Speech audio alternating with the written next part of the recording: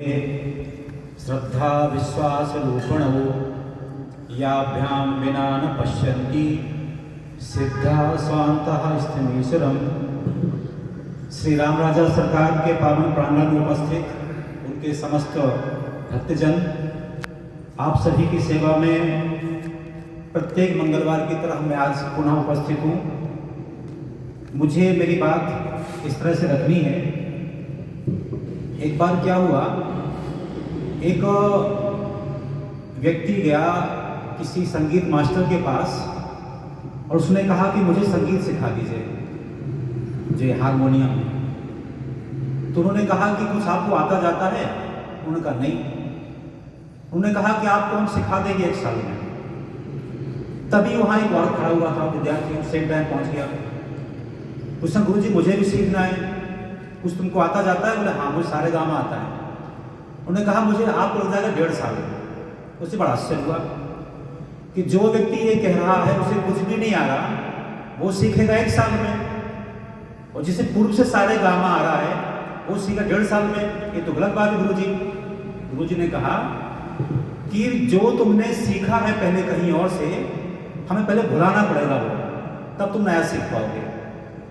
कहने का अभिप्राय ये है, हम सब वैसे विद्यार्थी हैं सबके सब।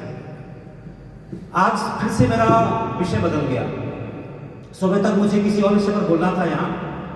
दिन में 10 बजे आदरणीय भाई साहब ने एक डाला वीडियो, और मैंने वो देखा, मेरा विषय बदल गया। वीडियो क्या था? उसमें एक इतिहासकार एक धर्मगुरु से कह रहे थे, धर्मगुरु बड़े फेमस है हमारे देश के, रोज गंगा या आरती करते हैं ऋषिकेश में, मैं उनका नाम भूल रहा हूँ। उनसे वो लड़ रहे थे, बड़ी तीखी भाषा में बोल रहे थे, गुरुदेव आज के समय में दर्शन सिखाना बंद करिए, लोगों को वो सिखाइए जिससे आत्मरक्षा हो सके। हम सबकी हाल वही है। हम पीढ़ियों से सीख रहे हैं, माफ करो, दया करो, चुप रहो, किसी से झगड़ा मत करो, यही सीख रहे हैं हम लोग। तो उसमें गलती किसकी क्या है? परसों यहां संघ की वो निकली एक शोभा यात्रा। लोगों ने पूछा क्यों निकल रही है शोभा यात्रा? जब नगर से 500 युवा निकले जिनके हाथ में दंड था, मजबूत भुजाएं थी, उससे क्या फायदा हुआ? उससे फायदा यह हुआ जो दुष्ट हैं उनके दिल दहल गए, सज्जन हैं उन्हें सांत्वना मिली। अभी बाबा बागेश्वर ये निकाल रहा यात्रा में लाखों लोग जा रहे हैं, पैसा भी जाने वाले हैं। क्या उससे क्या फायदा हो रहा? लोग कहते हैं इससे क्या फायदा हो रहा? इससे ये फायदा हो रहा कि जो दामोदर यादव जैसे राक्षस है ना, जो कुछ बकवास करते हैं, बोलेंगे नहीं, वो बात नहीं करेंगे। मैं कहना आपसे ये चाहता हूं, हमें पढ़ाया क्या गया? अहिंसा परमो धर्मः। आधी बात, पूरी बात क्या है? अहिंसा परमो धर्मः, धर्म हिंसा तथैव च। नहीं तो एक धर्म समान क्या को लिए खड़े हैं? जब हम हिंसा की बात करते हैं इसका मतलब नहीं कि हम दुनिया को काट मार दें, ऐसी बात नहीं है। आप सब लोग यहाँ बैठे हैं, यहाँ एक जैन धर्म नाम का धर्म है, वो कहते हैं अहिंसा परमो धर्म, हमारा अहिंसा बहुत बड़ा धर्म है हमारा। आपको पता है अपने जो है ना योग, उसमें अष्टांग योग बोलते हैं, यम, नियम, आसन, प्राणायाम, प्रत्याहार, ध्यान, धारणा, समाधि। माने अष्टांग योग का जो यम है वो जैन धर्म है। सत्य, अहिंसा, अस्तेय, अपरिग्रह, ब्रह्मचर्य है। क्या आपकी जानकारी में कोई ऐसा शहर है जहां केवल जैन रहते हैं? केवल जैन रहते हैं वहां पे? या मैं ये कहूं कि जैन भी रहते हैं जो सब जैन धर्म जैसे मानते हैं? एक नहीं मिलेगा। कोई प्रदेश मिलेगा, कोई देश मिलेगा? क्या कोई देश या कोई शहर बिना पुलिस सेना के हो सकता है? क्या नहीं हो सकता। जो लोग अहिंसा हिंसा की बात करते हैं, क्या आपके पास कोई झगड़ा नहीं होता उनके बीच में? खूब झगड़ते हैं, मुकदमाबाजी होती है। क्या कोई जैन मुनि बिना अपने शिष्यों के साथ ऐसे निकल सकते हैं अकेले? नहीं निकले। देखें, निकल के दिखाएं, बताएं क्या होती है अहिंसा परमो धर्म, ज्ञान पैदा हो जाएगा। टीकमगढ़ में कुछ लोगों ने पत्थर फेंक दिए थे उनके ऊपर, तो हमने क्या किया था? जैन लोगों ने रास्ता जाम किया था। कहां गई आपकी अहिंसा? सुना ना आपने? अब आप बैठे यहां ये हिंसा की बात कर रहे हो? जी, हिंसा की बात कर रहा हूं। क्यों? हमारे यहां क्या है? 10 अवतार की बात है ना? मत्स्य अवतार, कूर्म अवतार, 12 अवतार, नरसिंह अवतार, फिर 52 अवतार, परशुराम अवतार, राम अवतार, कृष्ण अवतार। जो एक लास्ट का अवतार है उसमें चर्चा करूंगा, मैंने पिछली बार बताया था उसके बारे में। अब पता कूर्म अवतार भगवान ने क्या किया? एक हयग्रीव नाम का राक्षस था। क्या नाम था उसका? हयग्रीव। माने मत्स्य अवतार में भगवान ने हयग्रीव नाग राक्षस का वध कर दिया। कूर्म अवतार में भगवान ने क्या किया? जब देवासुर संग्राम होना था, समुद्र का मंथन होना था, मंदराचल पर्वत को बथानी बनाया गया, उसका वेश क्या बने? तो भगवान वेश बन गए। वेश बन गए माने राक्षसों के संहार के कारण बन गए। माने कूर्म अवतार भगवान ने क्या किया? राक्षसों के संहार में सहयोग किया। फिर क्या है अगला अवतार? 12 अवतार। भगवान ने किसको मारा? हिरण्याक्ष को मारा। फिर क्या है? नरसिंह अवतार भगवान ने किसको मारा? हिरण्याकश्यप को मारा। फिर 52 अवतार में भगवान ने क्या किया?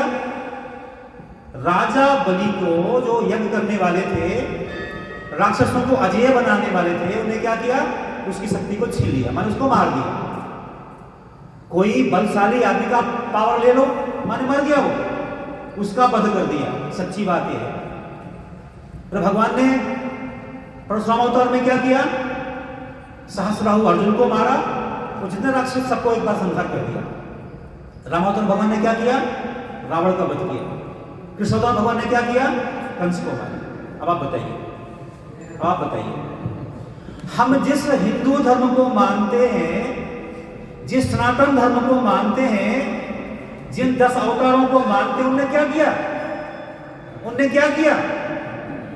सभी ने परित्राणाय साधूनां विनाशाय च दुष्कृतां। अब मैं फिर से भी बात कहता हूं, हम सबकी दुर्गति यह है कि इस देश में अब उन संतों की आवश्यकता नहीं है जो यहां पे केवल संकीर्तन करते हैं, राम हरे कृष्ण बात करते हैं। नहीं, क्षमा कीजिए आप, हमारा सोमनाथ मंदिर में जिस समय आक्रमण किया महमूद गजनवी ने, पता वहां कितने थे? 1000 लोग। कितने लोग थे? 1000। उसमें पंडित जी लोग भी थे, कुछ काम करने वाले, टोटल मिला के 1000 आदमी थे। और सैनिक कितने थे? 250। सुना आपने? माने 1000 आदमी निकम्मे बन करके कि भगवान संग उठेंगे, उनको डंडा मारेंगे, 250 आदमी सब काट मार के रख दिया। हमने सीखा। मैंने पिछली बार जो मेरी कविता की पंक्तियां आए, सृष्टि सृजन से आज तक यह सिद्धांत अटल है, जीने का अधिकार उसी को जिसके हाथों में बल है, दुर्बल को सहज मिटाकर चुपचाप समय खा जाता, केवल वीरों के ही गीतों को इतिहास का दोहराता। यह है बात। मैं बड़ी ब्रह्मता पूर्वक कहता हूं, आज जैसा समय चल रहा है ऐसा कभी नहीं था। कल पता दिल्ली में क्या हो गया? बम विस्फोट हो गया। और पता क्या हो गया? एक राक्षस के घर में 3000 किलो निकला विस्फोटक। सुनाई कितना होता है? 3000 किलो विस्फोटक में पूरी दिल्ली दहल जाती है।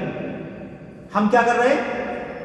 जो लोग यहां बैठे हैं, हमारे घरों में कुत्ता भगाने को डंडा भी नहीं मिलता। हम किसके उपासक हैं? राम के, जिनके हाथ में धनुष। हम किसके उपासक हैं? शंकर जी के, जिनको हाथ में त्रिशूल। हम किसके उपासक हैं? कृष्ण जी के हाथ में सुदर्शन चक्र। हम देवी के उपासक, हाथ में त्रिशूल। कैसे उपासक हैं आप लोग? आप क्षमा कीजिए, यदि हम हमारे पूर्वजों के अनुसार आचरण नहीं करते हैं, हमारा पतन सुनिश्चित है। जो लोग ये बात करते हैं, अरे साहब क्या बिगड़ता, हमारा क्या बिगड़ गया? हम तो आज भी हिंदू धर्म बचाए हुए हैं। आप बचे कितने हैं? आप कितने बचे हैं? आप हमारे यहाँ मैं बार बार कहता हूं 3 ग्रंथ हिंदू धर्म के प्राण हैं। उन्हें बोलते हैं प्रस्थानात्रय। दोबारा सुनिए, इसको याद रखिए, प्रस्थानात्रय। इसमें आता है ब्रह्मसूत्र, इसमें आता है उपनिषद, इसमें आता है भगवद गीता। अब जो ब्रह्मसूत्र हैं और जो उपनिषद हैं वो बड़े उदार हैं। उनकी आवश्यकता है, बिल्कुल आवश्यकता है। एक उपनिषद का श्लोक है, ईशोपनिषद का 6वां श्लोक है, यस्तु सर्वाणि भूतानि आत्मनि एव अनुपश्यति सर्वभूतेषु चात्मनं ततो न विपुगुप्सते। इसका अर्थ क्या हुआ? इसका अर्थ हुआ हम सारे जीवों में उस परमात्मा का दर्शन करें और इस सबका उस परमात्मा में दर्शन करें। इसका अभिप्राय क्या होगा? यदि हम प्रत्येक जीव में परमात्मा के अंश के दर्शन करेंगे तो किसी की हिंसा क्यों करेंगे? किसी की मारकाट क्यों करेंगे? करेंगे क्या? नहीं करेंगे। लेकिन यहां 2 बातें समझना है। परमात्मा और हम बिल्कुल एक जैसे हैं। अंतर किस बात का है? एक गंगा जैसे समुद्र है, उसमें कितना पानी है? अथाह पानी है।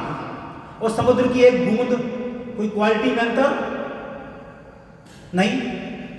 माने समुद्र का विशाल भंडार, उसकी एक बूंद, कोई अंतर क्या? नहीं।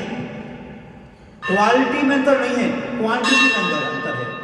समुद्र की एक बूंद में जहाज को नहीं तैराया जा सकता। सुनिए, समुद्र की एक बूंद में जहाज को नहीं तैराया जा सकता, जबकि वो बूंद सेम है। हमें समझना यह है कि हम सब परमात्मा के अंश हैं। इसके बाद भी जैसे हमारा शरीर है, शरीर में कोई रोग हो जाए, यदि हमारे पैर में हो जाए कैंसर तो क्या करोगे आप? पैर कटवा दोगे आप। वही हाल हमारा है। यदि समाज में कोई व्यक्ति ऐसा पैदा हो गया जो समाज के लिए समस्या बन गया, क्या करोगे उसको आप? उसका वही करना पड़ेगा जो राम ने किया, जो कृष्ण ने किया। कृष्ण भगवान कहते हैं गीता में, हतो वा प्रपंच स्वर्गम जित्वा वा भुक्से महीम तस्मात् उत्तिष्ठित कौन्तेय युद्धा कृष्णया। माने जो योगेश्वर भगवान श्री कृष्ण हैं, जिन्होंने गीता रूपी गीत गाया, हतो वा प्रापसी स्वर्गम जित्वा वा भुक्से महीम। यदि हम हमारे कर्तव्य को करते हुए मर जाते हैं, मोक्ष मिलता है। जिंदा रहते हैं, स्वर्ग मिलता है। स्वर्ग माने क्या? मरने के बाद नहीं, जिंदा वाला। जितने उद्यमी व्यक्ति हैं, कोई भूखा मरेगा क्या? कोई उद्यमी व्यक्ति मुझे बताओ। यदि हम उद्यमी होंगे तो क्या होगा? हम सुखमय जीवन जिएंगे, ये स्वर्ग है। और उद्यम करते हुए मरेंगे तो क्या होगा? मोक्ष मिलेगा। इसलिए क्या करना चाहिए? तस्मात् उत्तिष्ठित कौन्तेय युद्धा कृष्णया। क्योंकि वो कहते हैं सैनिक थे, इसलिए उन्होंने ऐसा कहा। मैं कहना ये चाहता हूं कि यदि हम सचमुच सनातन धर्म के अनुयायी होते हैं तो मैं पुनः प्रार्थना करता हूं, सारे ग्रंथ पढ़िए, कोई बुरे नहीं है। रामायण का मूल सूत्र क्या है? रामायण का उद्देश्य क्या है? माने माला लो बैठ जाओ कोने में, नहीं। राम ने जो किया वैसा आप करो। जैसा मैं बार बार कहता हूं, यदि हम राम की उपासक हैं, राम के उपासक हैं, राम के भक्त हैं और हमारे में रामत्व तो नहीं है, हम झूठे हैं, बकवास करें, लोगों धूला झूठ झोंक रहे हैं। हम कृष्ण के भक्त हैं, हमें पुरुषार्थ नहीं है, हम नहीं हैं। हम देवी के भक्त में देवत्व नहीं है, हम नहीं हैं।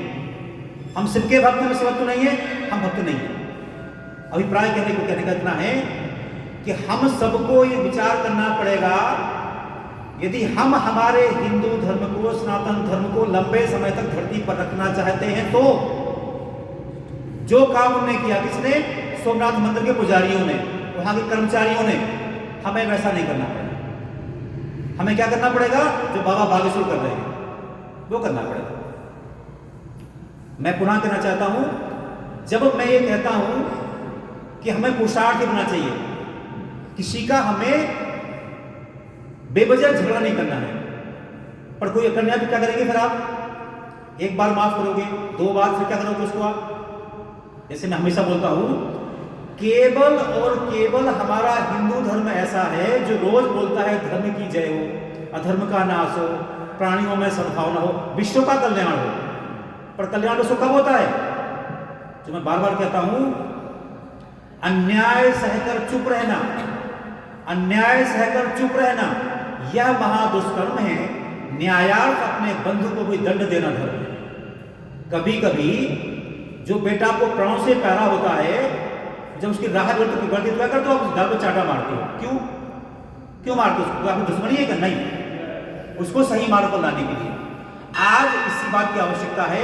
मैं बड़ी ब्रह्मतापूर्वक आप सबसे विनती करता हूं कि हम तब और केवल तब हिंदू धर्म के उपासक कहला सकते हैं जब हमें संघ ऐसी शक्ति अपने अंदर जागृत करना पड़ेगी।